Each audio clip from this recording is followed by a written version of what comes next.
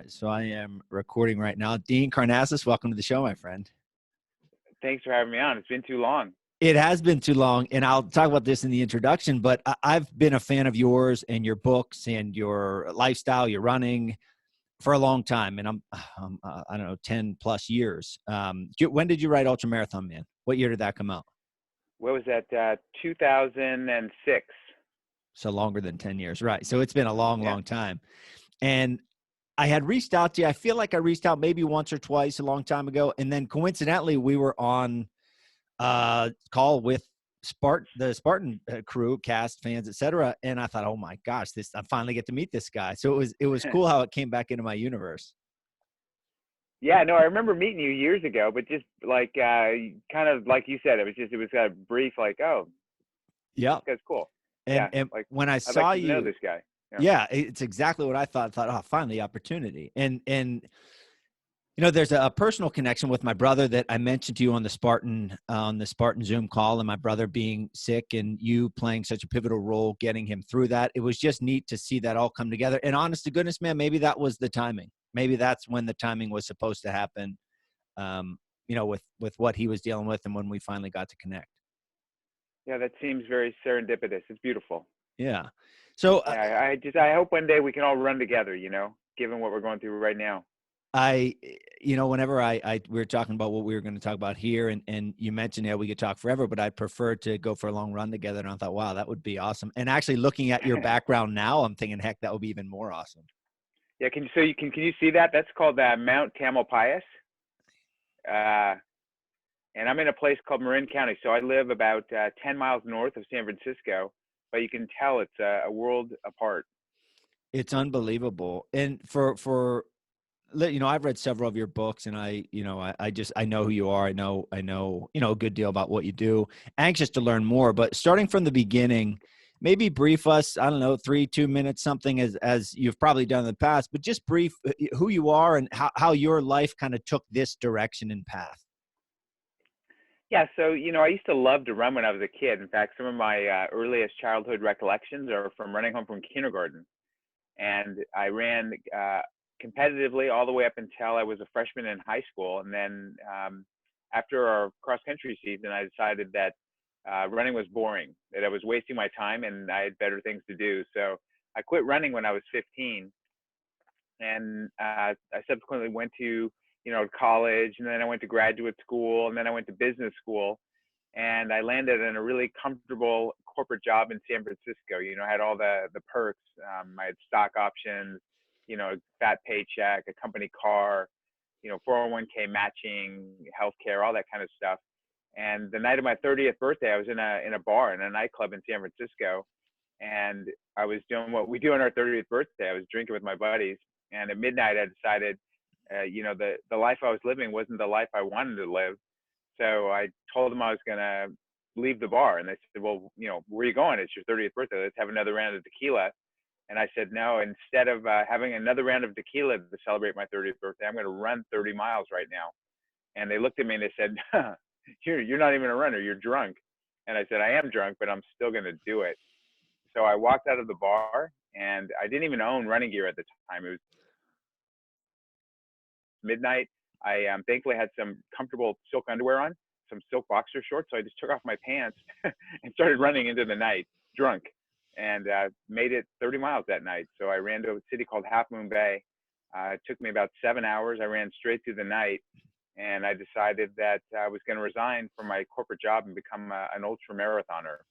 And that kind of started me on the course of running these insane races of 50, 100, 200 miles nonstop through some of the world's most inhospitable terrain imaginable, through the mountains, through Death Valley, through marathons of the South Pole.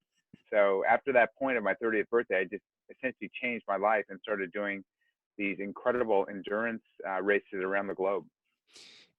One of my favorite, we're going to talk about probably talk brief several of your books, but I want to talk a good bit about the road to Sparta. So part of this show is I talk about books and the lessons in the books and some of the details in the books.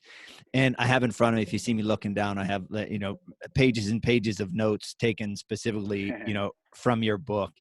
And one of the lines that I loved, and this was, I believe it was taken from your first marathon, what you called it a raw confrontation of self.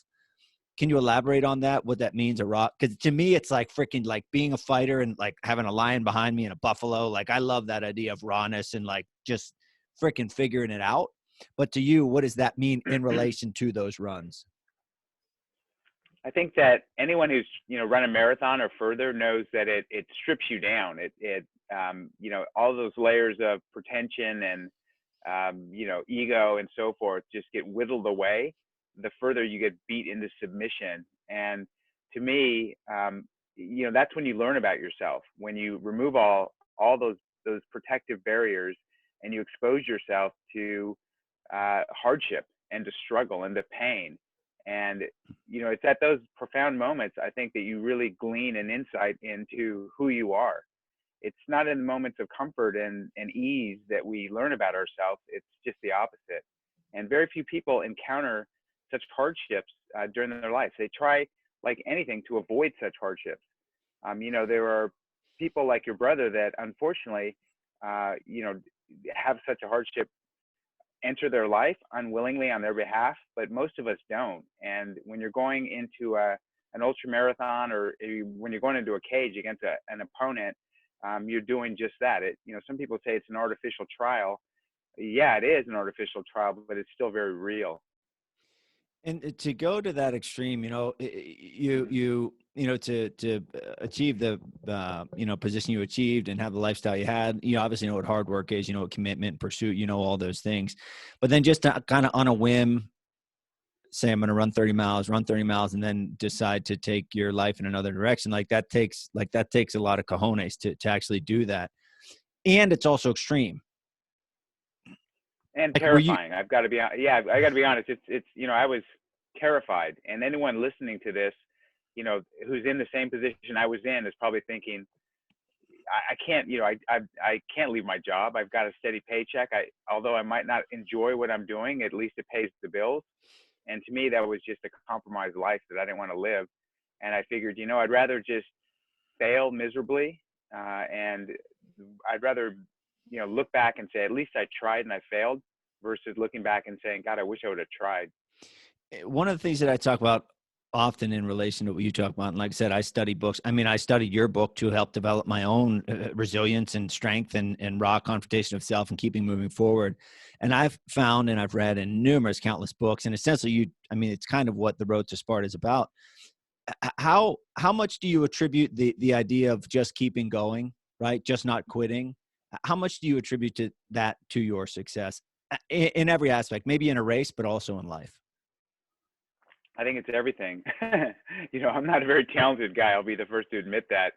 And, everything I've got is through just doing exactly what you said, not giving up, just this gritty, raw determination to push forward. And, I think that it's pretty well documented that, the differences in talent between those who succeed and those who don't is really not that great.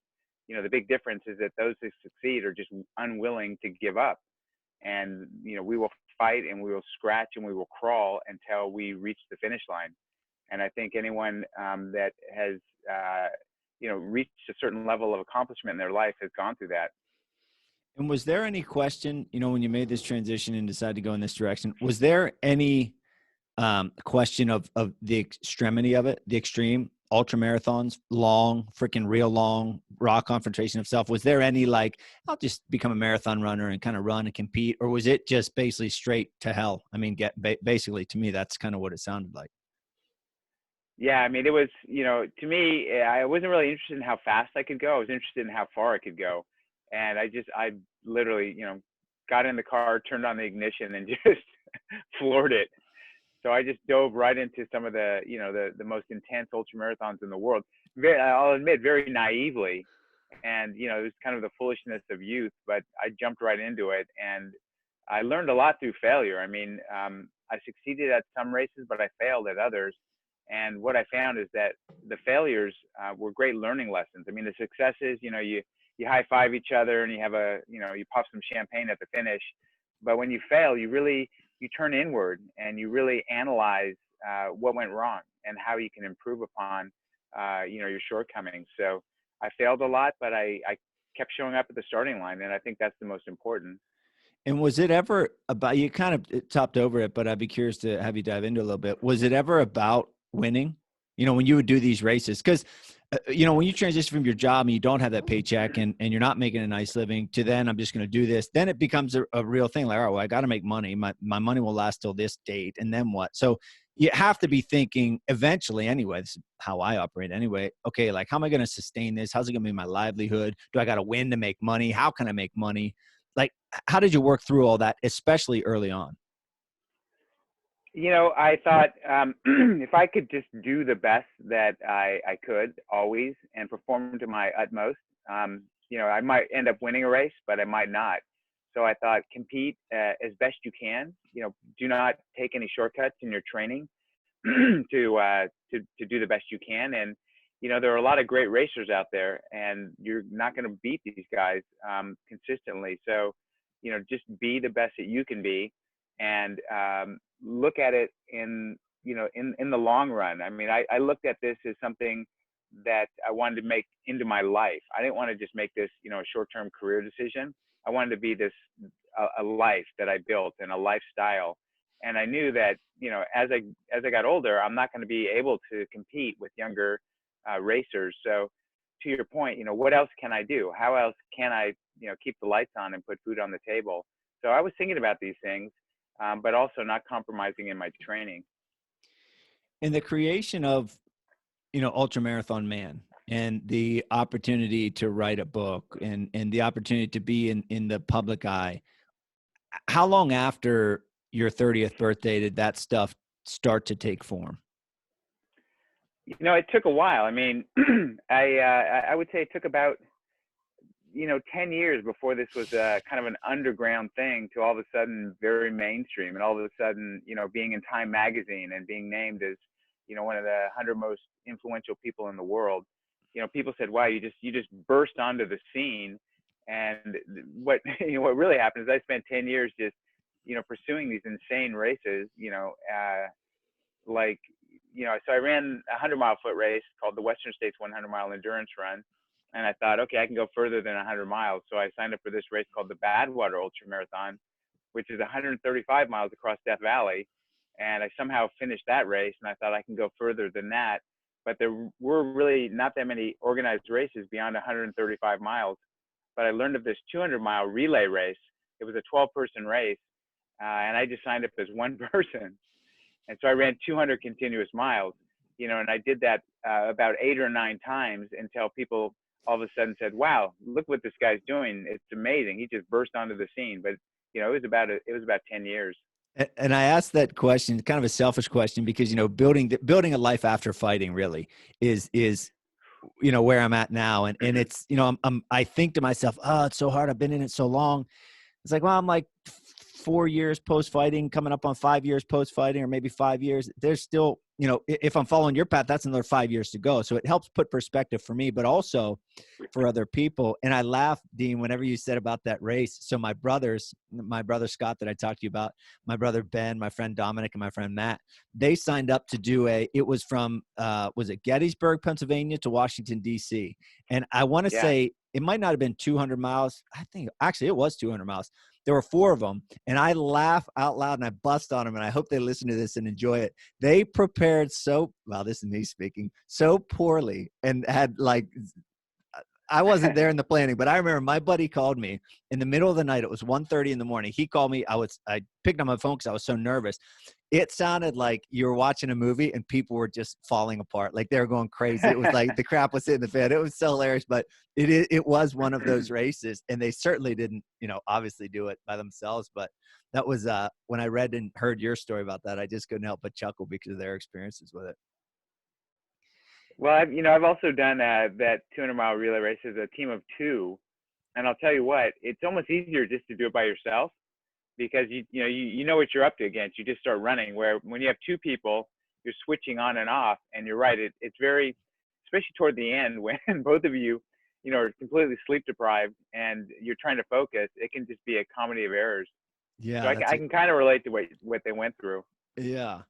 And then your book, talk about your first book, and then we'll segue into the road to Sparta. But the writing of your first book, I'm also interested in business too, right? So the writing of your Yeah. first book, the marketing of it, I mean, it kind of had to be at least a pretty new world for you, if not a completely new world for you.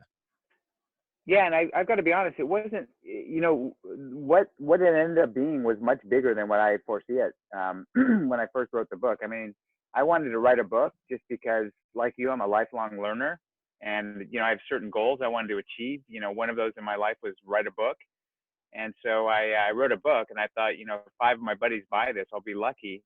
And next thing I know, it's a New York Times bestseller. So it wasn't anything that I scripted that out. It was, but the way it did take off and kind of the response I was hearing from people, it informed me that there was power in doing what I was doing, in running an ultra marathon and putting yourself out there and really, choosing a life that was not easy and putting yourself in situations where you're struggling. People could relate to that. A certain group of people could relate to that. Mm-hmm. And there was power in it. It motivated people, inspired people. And I thought there's something there. And can you take it to a broader audience? I mean, can you take this to more people and inspire more people? And that was kind of my mission. I thought if you can do that, you'll somehow figure out a way to make a living. But first, just focus on, how you can give back to others. I've got a servant's heart. I'm Greek, and we're, from the time of Homer, we're all about hospitality. So it's always, to me, it's been about giving back to others. You reminded me of a book, Natural Born Heroes by Christopher Mcdougall, which I read and covered on the show, but I forget what the term was, but he spoke a lot about, and that was on Crete, the island of Crete, where that book focused on, but it talked about that welcoming. Like it was a given. You didn't ask questions. You just welcomed them into your home. Yeah, it was interesting to see, I know Chris, and it was interesting to see him write that book because he kind of immersed himself in Greek culture. I mean, he scratched the surface, but he's a great writer. So there were some lessons that he took away from that. But, having been raised Greek and having, traveled to Greece for many years, I've been kind of immersed in that Greek culture. And it's funny how, the same sort of values and mores that Homer writes about, 3,000 years ago, they're still prevalent in the Greek culture. It's one country where, those same kind of behaviors have persisted for centuries or for millennials.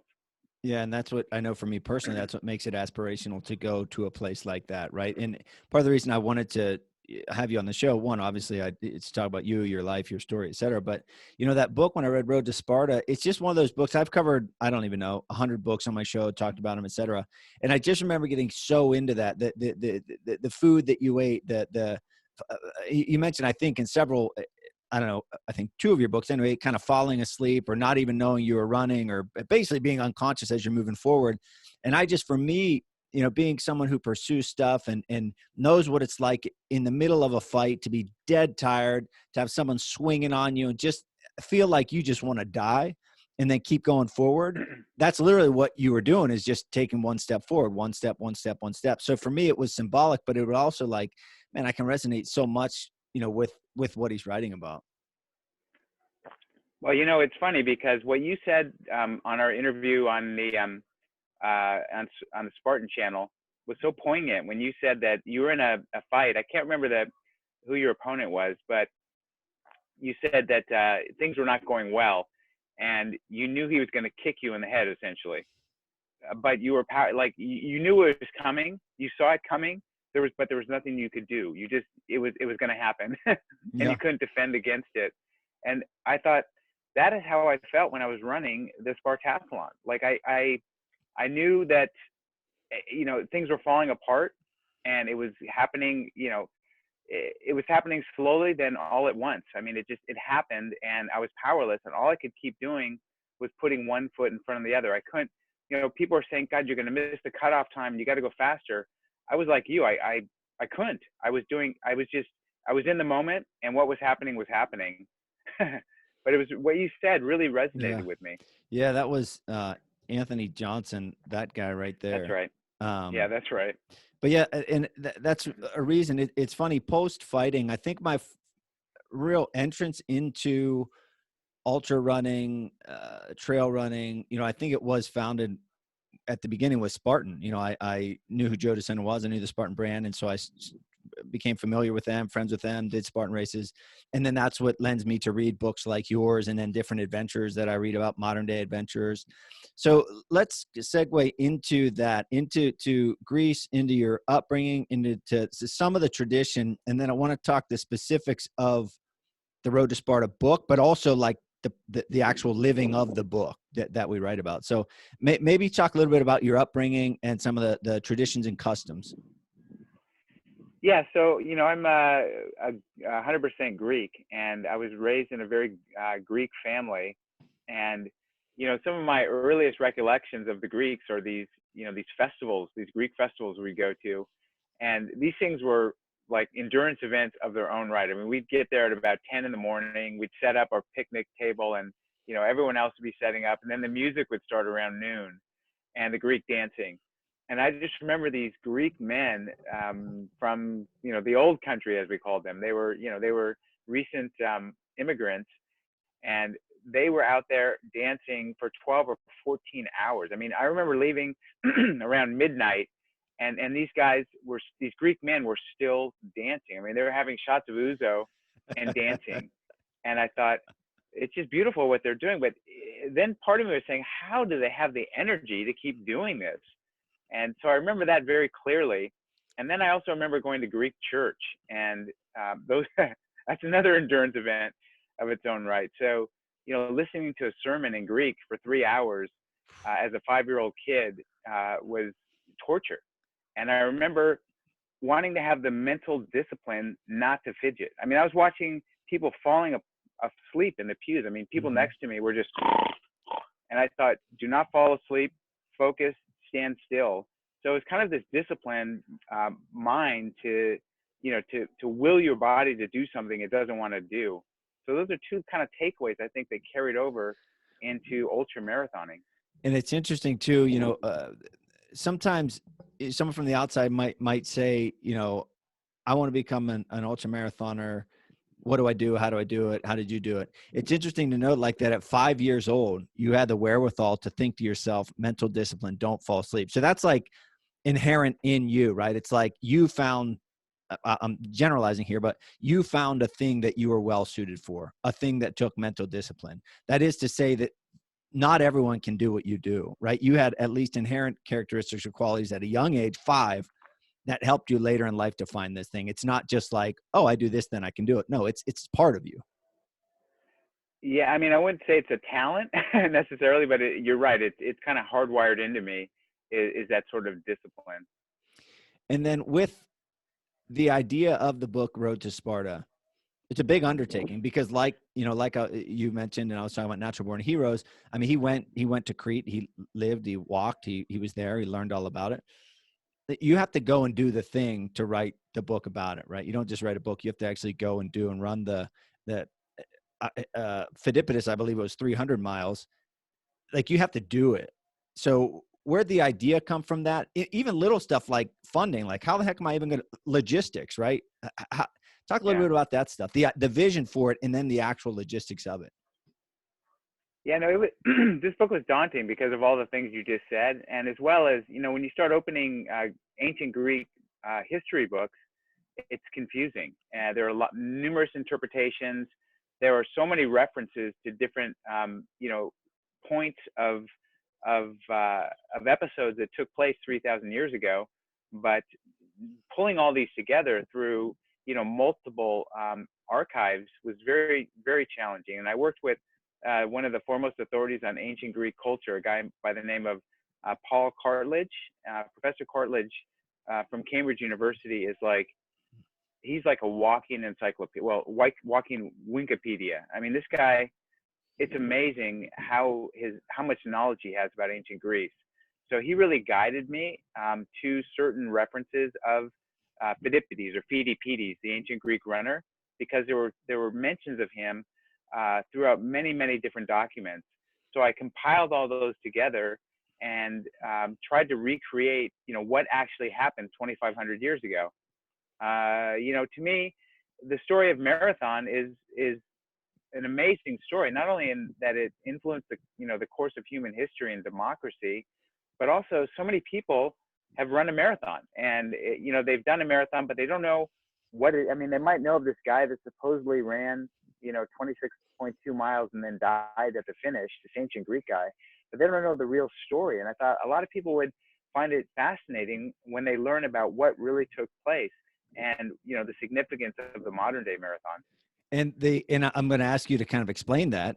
But the marathon there from Athens to Marathon, that was the last leg of his journey. Is that correct? Yeah. So what happened is that the Persians invaded Greece at a place called Bay of Marathon, and the Athenians had messengers that they saw this huge fighting force of Persians had landed on the beach. So if you've ever seen 300, you know who the most badass fighting force in ancient Greece is, the Spartans, right? So the Athenians said, we need to recruit the Spartans in the battle to help us, because we're going to get slaughtered if we don't have reinforcements. So they dispatched this runner, Phidippides, to run to Sparta to bring in the Spartans. And you're right, it's 153 miles from Athens to Sparta. So he ran 153 miles from Athens to Sparta in the course of less than 2 days. Herodotus, the ancient record says he arrived the day after setting out. So if you can imagine that, it's basically sub 36 hours. He ran 153 miles. He was self-supported, so he didn't have any sort of aid. There were no aid stations along the way. He was self-navigating. There were no signposts. He gets to Sparta, and he's run 36 hours continuous, probably barefoot, only eating figs and olives, just things he could forage along the way. Obviously, there was no, Gatorade or electrolyte replenishments back then, so he was only drinking water. And he got to Sparta, and he said to the Spartans, we need help. The Persians have landed, they've invaded. And the Spartans said, okay, we're coming, but our religion doesn't allow us to leave for battle until there's a full moon, and that won't be for 6 days. So now Phidippides is thinking, oh, this is great, they're coming, but it won't be for 6 days. I need to tell my fellow Athenians that the Spartans are delayed. So he ran back to Athens and to tell the Athenians, and learned that the Athenians had already deployed to Bay of Marathon. So then he ran to Marathon and told the Athenians, the Spartans are coming, but just not for 6 days. And the Athenians decided, we can't wait. Every day that passes, the Persians are reinforcing their troops. So the Athenians attacked the Persians. They somehow won the Battle of Marathon, even though they were badly outnumbered. And the final thing is, they said, we need to send someone to Athens to tell the people that we won. We somehow defeated the Persians. So that was the final marathon that Phidippides ran, from the Battle of Marathon to the Acropolis. And he got to the Acropolis and he said, Nike, Nike, or Nike, Nike, which means victory, victory. We are victorious. And then he died. So that's the lore of Marathon. Yeah, and another reason I love it, and I love listening to that story, I have chills when you're telling it, is just because I love culture. I used to be a Spanish teacher, and while Spain is not Greece, it's similar, I think. Anyway, I've never been to Greece, but it's the family, the camaraderie, the party, the dancing, like it's very common there too. And I just love learning about new cultures. So, and history, like I've had this new interest in learning about history, both our country and the world, and world history. So when you think back on that, someone might ask me, like, what's a highlight from your career or whatever. You ran the 153 miles. Is that correct? I did. Yep. And I ate only figs and olives and cured meat, so like beef jerky, and only drank water. So when I did the Spartathlon, I used the same foods that Phidippides would have used. And so a really important part to you was making it, I'll say, legit, you know, like you wanted to do the research, you wanted to make it as legit as possible. That was important to you. Oh, absolutely. And that's why I went to Greece on many occasions and I ran the route. I looked at the route. I talked to people. I experimented with different foods, and I did a lot of reading. I mean, there were some elements that I learned to me that were fascinating. I mean, one is that the company Nike is basically that's where they got their name. So Phil Knight actually had an epiphany when he visited Greece at the Acropolis, and that's where he came up with the company Nike.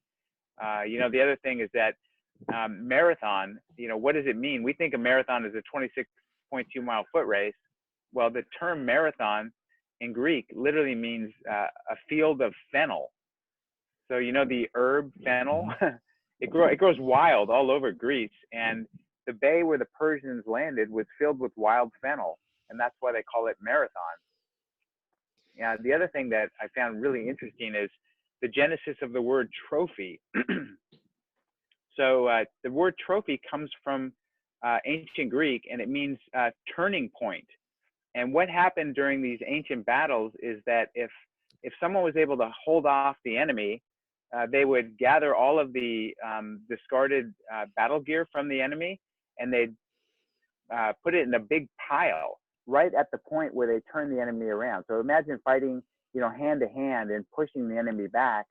Right at that point, you just build a big pile of their gear, their discarded gear, and that was called the trophy. And that's where we get the word trophy. Yeah, I love this stuff. Whenever you think you're a history geek, yeah, you are a history geek. It's funny. I was reading, it's a business book now, but they were talking about the original names of like the Goo Goo Dolls and Kiss and all these other things, and it's like I just love knowing the etymology of it, but also the story behind it. So yeah, it's good stuff, and the road to Sparta is filled with stuff like that. Yeah, again, another reason why I loved it. So talk about. It's been a while since I've read it, but talk about, I don't know, maybe 2 or 3 of the specific points, that raw confrontation of yourself that you hit during that run. Yeah, well, I mean, when you run a race of that duration, people say, do you hit the wall? Well, you hit the wall like 5 or 6 different times. So there are times when you think, I can't make it another 100 feet. How am I going to run another 30 miles? And, you learn how to push through that. And the way I've learned how to push through that is not to think about pushing through it, not to think about anything. When you think is when you get yourself into trouble. So I've learned that you just focus on the present moment of time, the here and now, and you just try to put one foot in front of the other to the best of your ability. So instead of thinking, wow, the finish line is, 40 miles, or, the next aid station is 10 miles, don't think about that. Don't reflect on the past. Just say, I'm going to take my next footstep to the best of my ability. And I'm going to take my next footstep to the best of my ability. Get that granular. And it's almost like a Zen-like state you put yourself in. And you can get through some really deep low points by doing that. But after doing that 4 or 5 times during the race, when I was really hitting the wall, there came a point after about 30 hours of running. It was the morning after setting out. So I was sleep deprived, I was obviously beat to shit. And I'll never forget this. I was running along, just willing my body, forcing my body to keep going. And I looked down, and to me, it looked like it was a praying mantis. So it looked like a little bug scurrying along in front of me. And it kept staying right in front of my feet. And I was, kind of prancing around looking at this little bug. And I was thinking, why is there a praying mantis here in Greece? And kind of trying to figure out what this thing was. And all of a sudden galvanized, that's me. That's me down there. It was as though I was in a helicopter, looking down upon myself, or like a hot air balloon floating above myself. And, I can't say I've ever had an out-of-body experience, but I will say that was probably as close to an out-of-body experience as I've ever had. I remember you wrote about that in the book, correct? Yes. Yeah, I remember thinking, I don't think it was that he fell asleep, because I think maybe that, I don't know if that was in this book or not. It might have been an Ultramarathon Man. I fell asleep earlier in the day. Yeah. So it's like, it's this calamity. While I was running. Yeah. While I was running. It was this calamity of like WTF stuff. Like, oh my gosh. And then I want to kind of call back a little bit. I had actually interviewed him. I don't think it's come out yet, but a guy by the name of Ash Dykes. And I heard him on Joe Rogan's podcast, and he's a modern day explorer. And he walked across Mongolia and walked across Malaysia or Madagascar. My apologies. And one of the things he talked about is being in the Gobi Desert. And he said it was like 140 degrees. And he had a lot of miles until the next water station, didn't have a map, didn't know where to go. And he said he did exactly what you said. So if people are listening to this, looking for valuable advice, he said, if I would have thought of how far the water is, I would have died and I would have given up and literally died in whatever. But he just focused on, I think he said like 10 feet, 10 feet, 10 feet, 10 feet, 10 feet. And then eventually he'd get there. It's the same idea that Dean's talking about here. It's just one step in front of the other to get to that end destination. Yeah. And I think that, that's a poignant lesson for what we're going through today with, the global pandemic. I think people are looking for the day we can kind of come out of this shelter in place. And I think that's the wrong approach. I think, the more you try to find out, and think about when the finish line is, is it 30 days? We have to live like this, the longer it's going to carry on. So, my advice is just, get through today. Yeah. Tomorrow morning, make some coffee, get to the coffee pot upstairs, have some coffee, wash your face. Just do not think about how much longer we have in this situation, because you'll never get there. There's a book that I read called Lose Or Think. It's by the guy who created Dilbert, Scott Adams. Yeah. And he calls that couch lock. Couch lock is just thinking too far ahead and not being able to get off the couch because you're thinking about it. And it's the same thing with fighting. I have a lot of fun pictures posted behind me, but the reality is I've gotten my butt kicked several times, knocked out cold, choked out, etc. And there's nothing so demoralizing as having that happen on live television and thinking to yourself, oh my God, I've got to get up. I've got to shake my hand. I've got to walk back. It's so demoralizing, but the only way to get through it is just to think one day, 1 minute, 1 hour, get up, move forward, and just kind of get back, commit to getting back on the horse. Yeah, no, I admire you. I mean, what you go through, and especially in defeat, you're on display. And, in today's world, these things live on forever, right? I mean, there's, there's clips on the internet. It's not going away.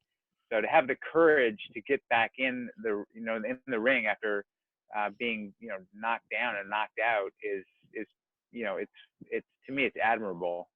Well, I appreciate it. And I don't take for granted my opportunity to talk with you. I know my brothers, his friends, my other brother, our friends, they're going to be super pumped to listen to this. And it's neat. It's just neat to see and to hear different perspectives, because a lot of people think fighting's crazy. And frankly, I think running 200 miles and more is crazy. Like it's just like, it's just a neat spectrum for everyone to learn from. Well, one day we'll get in the ring and you can kick my ass, and then I'll take you running. I can kick your ass. I think I win on that deal, but I'll take it. Well, maybe I'm speaking too soon. So I guess we'll start to wind down now, but your everyday life, I see you in a beautiful place. I saw you on the Zoom call. Yeah. What is your daily life? I mean, are you an advocate of running? Are you a speaker? Are you an author? Or all of the above? Yeah, I'm all of the above. I mean, right now I've got to say that I'm privileged because, I'm stuck in about the best place on earth you can be stuck. The trails are still open, and so I can still go running as I would. I can still train as I normally would. This has been the longest stretch in over 25 years that I haven't traveled, which is bizarre. I mean, I've spent more time away from home than at home. So I've really gotten to appreciate just the simple things around the house. As far as my business, it's pretty much in the toilet this year. I've had probably 15 events canceled. I've had corporate keynotes canceled. Events are not happening. There's just not group gatherings anymore. So, this was going to be one of my best financial years ever. And it's ending up being one of my, my worst financial years ever. And I'm trying to deal with that and, try to pivot and, course correct and do what I can. So, I've got another book in the works, and I've accelerated getting that to the publisher, and then I'll do what I can from that point. But I don't think that the event, world is coming back online for a while. Yeah. Do you have a working title for your new book? No, it's book 6. Yeah, If book you can think 6. of a title, help me out. Catchy Yeah. title, book 6. No, man, I look forward to getting it and reading it. But yeah, I feel you, and I think a lot of people also resonate with what you're talking about. And it, I like to bridge the gap between the everyday person and then the people that we view as superhumans, right? And an element of you is absolutely superhuman. You do things that, I mean, 99.9% of us just never think of doing or believe we could do. But it's also like you're a regular person. And I think it helps people to hear that, you hear a lot about unity, togetherness, coming together, alone together. But I appreciate you sharing that and being honest with it, because it's something that a vast majority of people are dealing with. Yeah, no, and I really feel for people. Your situation is a lot tougher than mine. I've got to be honest. My kids are older, so they're not at home. I wish they were, but they live in other areas. People that have their kids at home, like you do, for weeks or months at a time, it's trying and it's challenging. And I mean, I remember how challenging it was raising my kids, and there was no such shelter in place going on. So I can't stress how much I feel for other people in this situation. Yeah, and I appreciate that, and I'm fortunate. I mean, my wife's a teacher, and she's doing a tremendous job. Like for me, actually having physical space. I have to disclaimer, honey, I'm recording. Right, I'm recording for the next hour. Please, please don't have anything fall down the steps or the kids throw something down the steps. But well, this has been awesome, Dean, and I hope we get to talk again and or run together and or fight in the ring, whichever one hits us first. But with your out, let us know your books. Talked obviously about Ultramarathon Man, Road to Sparta, but books, social media, website, etc. Yeah, I will. And if people want to learn more about me, you can just Google my name and I come up. So just, if you want to find out more, if you want to check out The Road to Sparta, I think it's a great book. I mean, it hasn't sold as well as my others, but I think that's because it's not really clear what the book is about. But I think once you start reading it, it hooks you. Yeah, and I'll vouch for that. I read hundreds of books, and it sticks out as I wanted to talk to that guy about that book. So it is a really powerful book. Dean, thanks so much for being on the show, man. Yeah, cheers. Stay safe. Stay sane. Yeah. All right. So I'll stop recording there. Thanks so much, buddy. Hey, that was great. Yeah, that was really great. You're a great host. Well, I appreciate it, and I'll keep in contact. I'll shoot you my phone number and everything. Keep it. I don't know if you're ever on the East Coast for anything, but I used to be. Yeah, I guess. We'll see. Yeah, I hope again. Yeah. But keep it on file. If I can ever help you out, don't hesitate. Actually, don't hesitate to let me know. But definitely, I will be keeping tuned for your next book. Well, thank you, and and let me know when this goes live, and I'll help promote it for you. Perfect. Thanks so much, Dean. Okay. See you, buddy. Cheers. Have a good day. Stay safe.